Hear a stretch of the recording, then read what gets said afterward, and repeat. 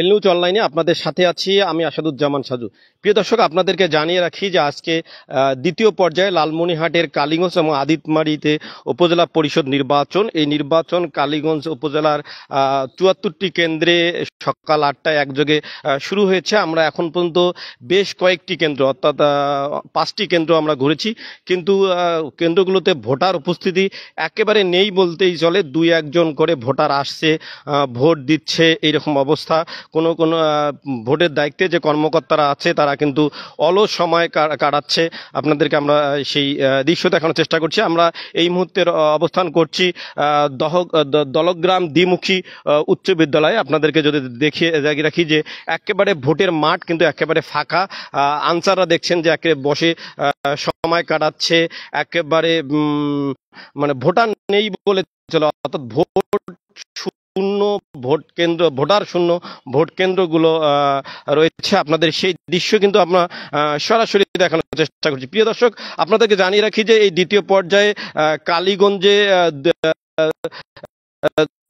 লালমনিরহাট জেলায় দুটি উপজেলা নির্বাচন হলেও কিন্তু আলোচনার কেন্দ্রবিন্দু কিন্তু কালীগঞ্জ উপজেলায় চেয়ারম্যান পদে যে দুজন প্রার্থী, এই দুজন আলোচনা আমাদের পরিচয়টি বলি। চাচা মাহবুব জামান, যিনি সাবেক সমাজ কল্যাণ মন্ত্রী নুরুজ্জামান আহমেদের ভাই, রফিকুজ্জামান আহমেদ পুত্র, যিনি সমাজ কল্যাণ মন্ত্রীর পুত্র, তিনি সাবেক সমাজ কল্যাণ মন্ত্রীর পুত্র, যিনি আনারস নির্বাচন করছেন। এই চাষাবাদী লড়াইয়ের কারণে কিন্তু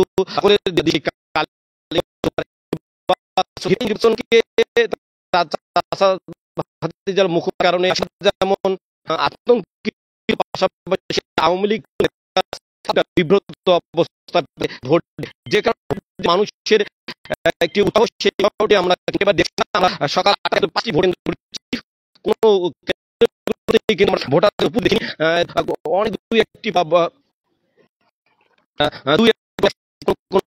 বুথে 3টি 4টি 5টি এরকম করে কাউন্ট হয়েছে। আমরা বুথের খবর নিলাম, ভোট পড়েছে মাত্র 4টি। একটি কেন্দ্রে আমরা নিয়েছি 180 ভোট। এই হলো মানে অত্যাচার শূন্য কিন্তু নির্বাচন হচ্ছে লালমনিরহাটের উপজেলা পরিষদ নির্বাচনে। আপনাদের কিন্তু সুষ্ঠু এবং সম্পূর্ণ করতে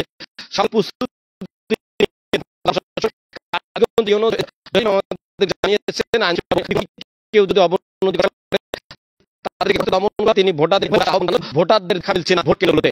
যেমন কালী